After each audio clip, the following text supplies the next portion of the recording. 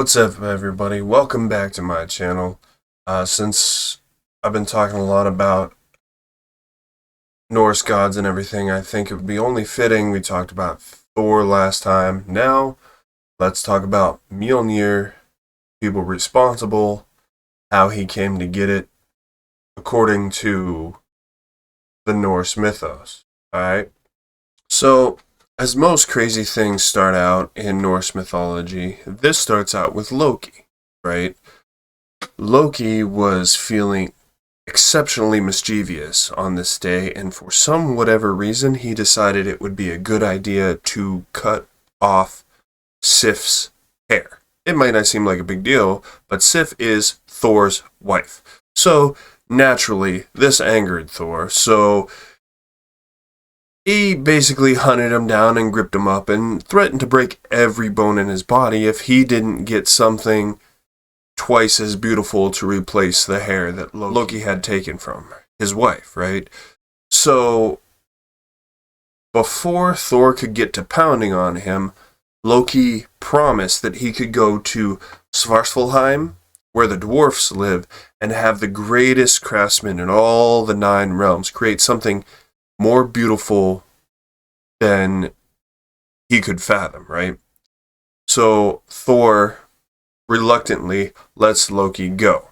Now, Loki happens upon the doorstep of Ivaldi, the greatest smith and craftsman in all the 9 realms. He was not in, but his sons were there. So he asked for a new hair for Sif, and they also got 2 other magical items as a kind of a smoothing over, schmoozing gifts for Odin and Freya.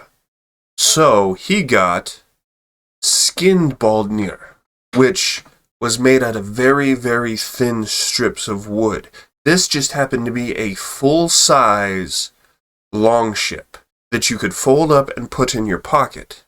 Now, if that wasn't special enough, it always had a favorable wind. So whenever you wanted to go somewhere and you're by the water, you grabbed it, undid it, which probably looked like this because, you're a Viking and it's a long ship, and you stuck it in the water, and then no matter where you went, you had favorable wind to get you there.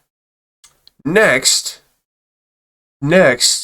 was made a present for his father, Odin, a spear that never missed called Gungnir, which meant the slang. So it was beautiful. It was very reminiscent of the traits that Mjolnir had.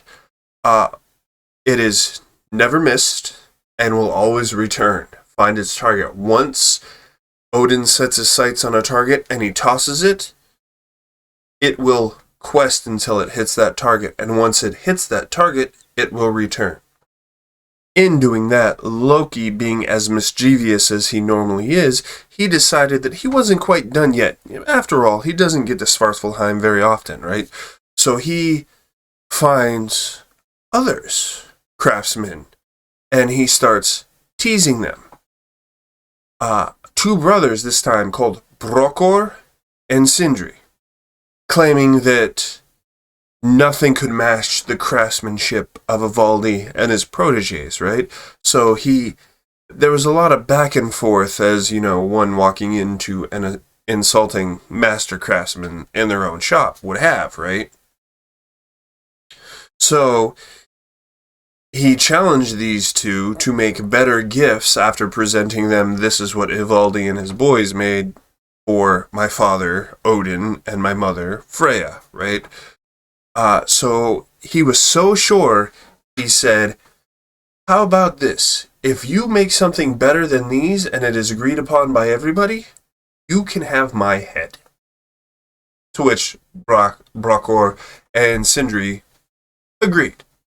So they set about making these divine gifts.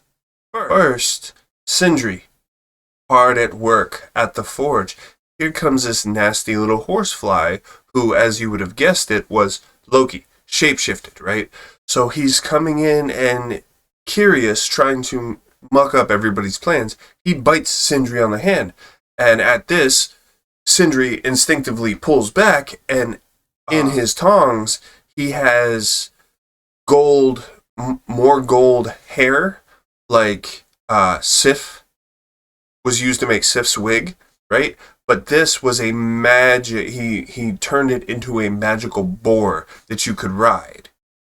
Not only was this boar gilded in gold, it was faster, stronger than any horse in the land, and can move through the air and the water without any resistance.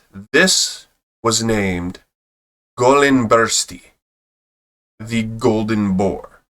Next, when they had finished this, the brothers conspired for another piece, again starting with gold, but this time they worked together. So Brock was holding it, Sindri was hitting the anvil. They produced a single golden ring called Dropnir. Now, what's so special about a normal golden ring? I'll tell you. On the 9th day, this ring sprouts 8 more identical rings of equal weight and quality. Why you would need that?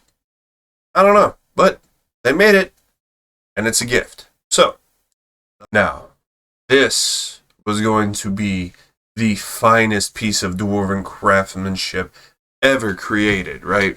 So they got to it.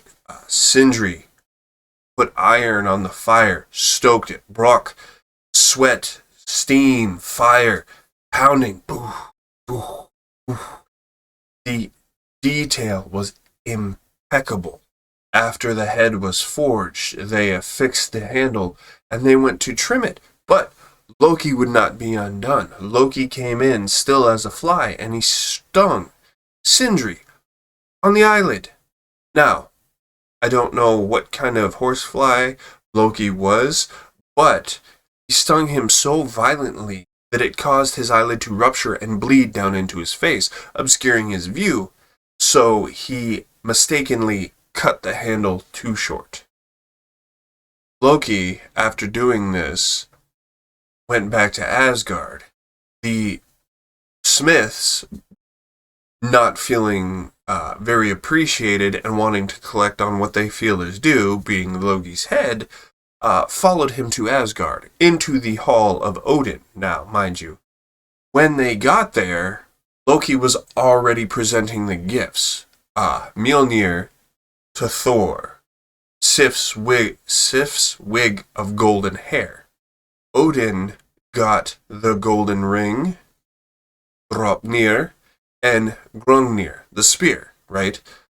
Freya got the Skinbaldnir and the Golinbursti. Now, these gods were grateful for these unwarranted gifts, but they decided, as far as quality goes, that Loki must make good on his bet. Now, Loki, not wanting to lose his head, argued that yes, you can have my head, but you can't take any of my neck with it. So after this back and forth, Brock and Sindri just settled for sewing Loki's lips shut. And that was that. They returned to Svartalfheim, and that is the story of how Mjolnir was created. Alright, guys. Listen, I'm new to this, and I'm just trying to have fun, put out videos that you people want to see, trying to educate some people. So if you have any ideas of what you would like to hear, or any topics that you want to cover, or you want me to research and let you know about, let me know. Yeah. Like, comment, subscribe, if you would, please. And with that, thanks for stopping by, and I'll see you nerds later.